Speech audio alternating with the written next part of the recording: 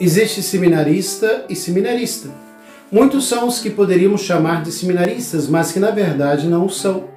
Hoje, mais do que nunca, se faz necessário que abandonemos de uma vez por todas o nível das aparências.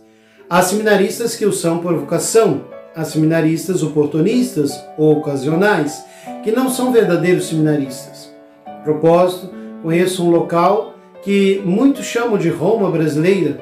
No entanto, a maioria dos que aí vivem não conseguem fazer tais distinções, sendo misericordiosos demais para com todos os que levam o nome de seminarista. Meu desejo é falar-lhe do verdadeiro seminarista, daquele que, se as notícias que nos chegam são verídicas e exatas, está buscando corresponder a um chamado de Deus para servir o seu povo de maneira específica. O próprio nome revela sua identidade. São realmente sementes.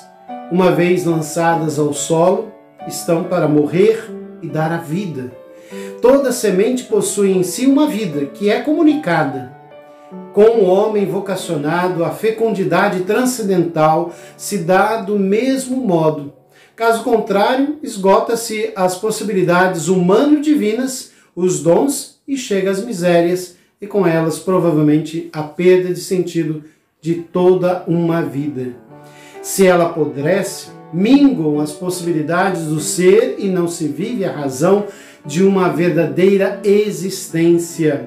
De repente, se sucede a mesma coisa que aconteceu com um atleta que, para participar mais descansado das Olimpíadas, entrou em férias e deixou de treinar durante esse período, obtendo o quê? Resultados desalentadores.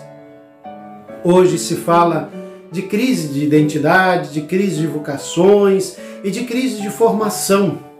Há muita gente deixando os seminários, tanto os católicos como os protestantes, e a maioria expressa uma razão de fundo que nos faz pensar: eu não tinha vocação. Entrar em crise é um processo normal de quem se encontra num processo de formação. Porém, a não ultrapassagem desse momento histórico já é uma incapacidade que pode resultar tanto da personalidade do indivíduo quanto do processo formativo. Nem tudo pode ser perfeito, nem tudo pode ser bacana. Disse que os ex-seminaristas não tinham vocação. Sinceramente, não acredito nessa afirmação, pois de modo geral não é o motivo real de uma saída.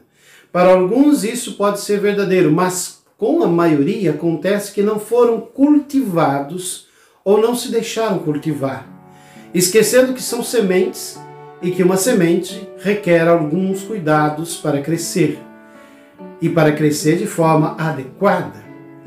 Abandonemos de uma vez por todas certos comentários, tais como esses deram um nó na igreja, entraram no seminário já pensando em sair.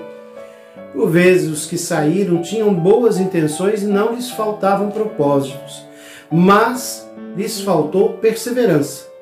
Mesmo que perseverassem, não chegaram a perseverar de verdade.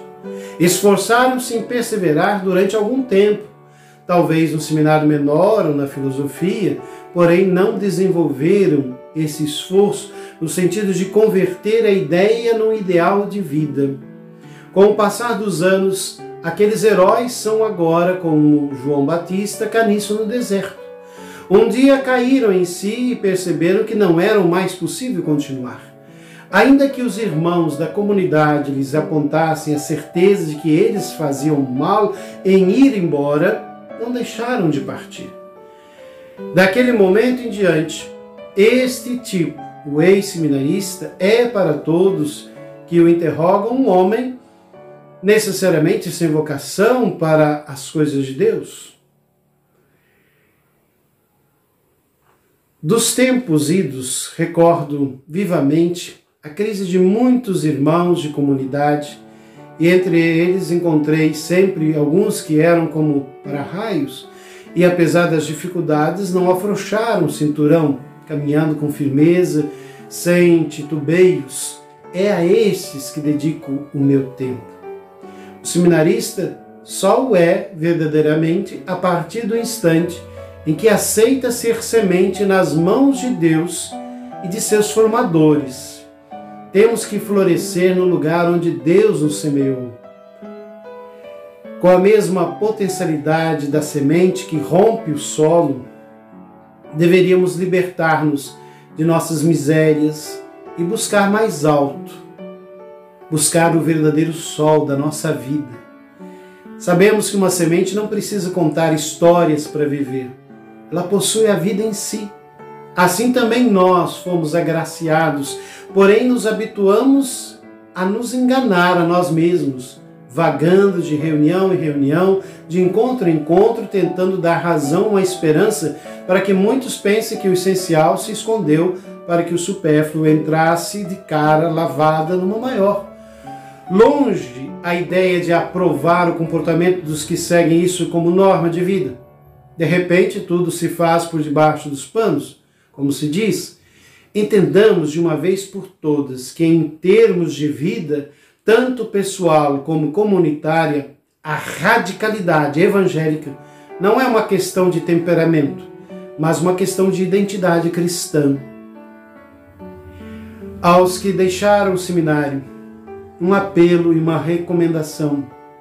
Um apelo para que demonstrem estima sincera pelos religiosos e pelas religiosas, ajudando-os e estimulando-os em sua vida de consagrados, colaborando em suas obras e atividades. Uma recomendação para que promovam e apoiem as vocações de especial consagração, não colocando nenhum obstáculo à ação divina. Cuidem para que cada um responda com a máxima liberdade à própria vocação.